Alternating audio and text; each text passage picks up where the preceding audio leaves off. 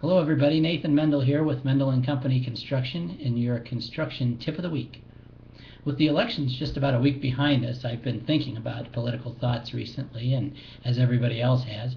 One, I'm happy that all the ads have stopped. But two, I had a couple of thoughts going through my head in the last couple of weeks about not so much politics in general, but maybe the role of government specifically.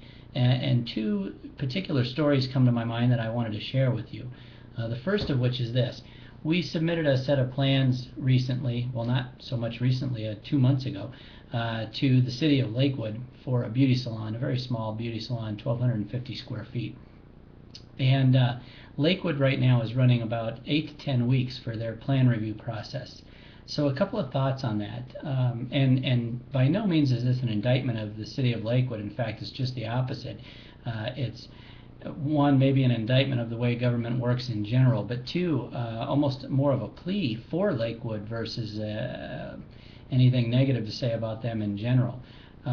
So two things on that. One, when any city takes longer to review a set of plans than it takes us to physically build that project, I guess that's what starts it for me. I have a fundamental problem with that.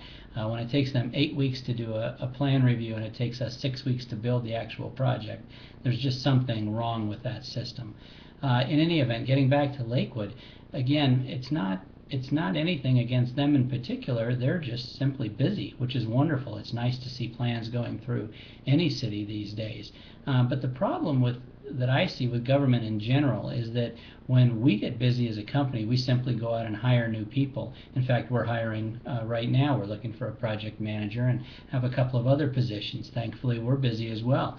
But that's how we react to being busy. And it seems to me that cities certainly don't have the ability to react quickly when things come about. Now, in Lakewood's instance in particular, we've submitted many plans with them over the years, and I will tell you that even a year ago, they were running 6 to 8 weeks, and now it's 8 to 10. So this is not a new problem by any stretch of the imagination, which again just leads me to that problem with government, their inability to react as things happen.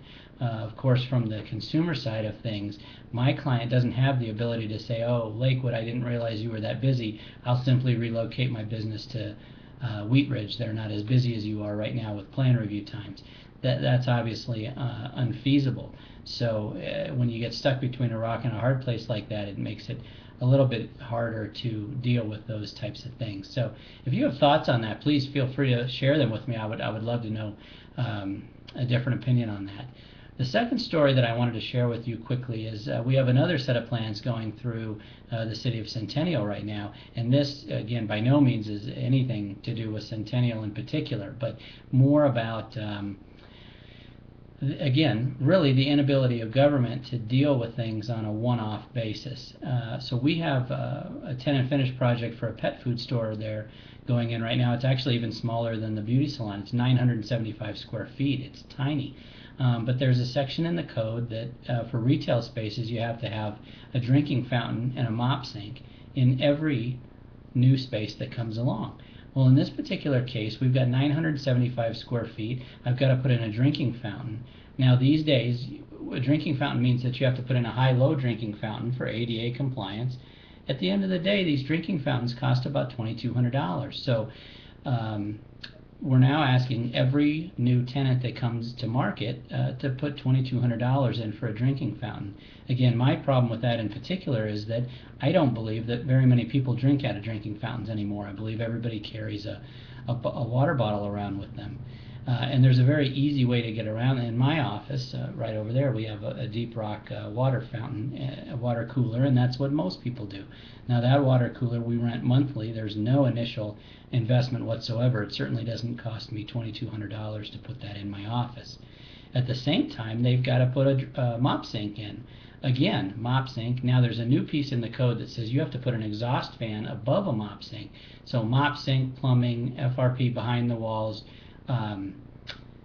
exhaust fan overhead, you're again looking at $2,200 to $2,500. So between those two requirements, you've got about $5,000. And for these smaller tenants that are, thinking about whether or not they want to go into a new space, these decisions are going to affect people, and they're going to simply say, I can't open for business. There's ways to make reasonable accommodations, like the Deep Rock Cooler, that I think is better than making these hard and fast rules at $5,000 a pop that people on the margins don't have the ability to react to. Again, if you have thoughts on that, on either of my stories, I would love to hear from you. You can email me. My email is noted below this video. Please let me know what you think. Thanks.